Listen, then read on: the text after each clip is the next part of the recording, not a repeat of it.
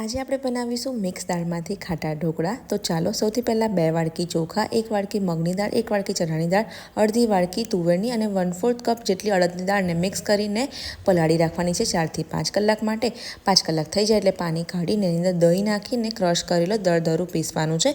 બધું બેટર તૈયાર થઈ ગયું છે, તેને 7 થી 8 કલાક માટે ઢાંકીને ગરમ જગ્યાએ રાખી દો।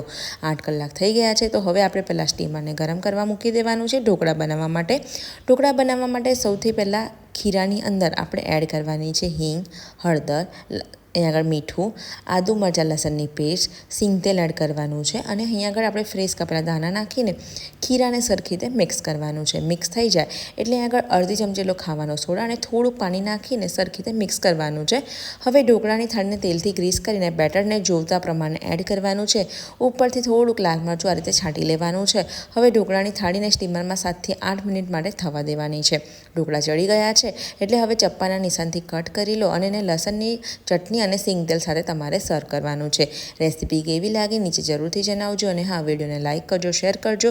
ગુજરાતી કિચન યુટ્યુબ ચેનલ અને ઇન્સ્ટાગ્રામને ફોલો કરવાનું બિલકુલ ના ભૂલતા।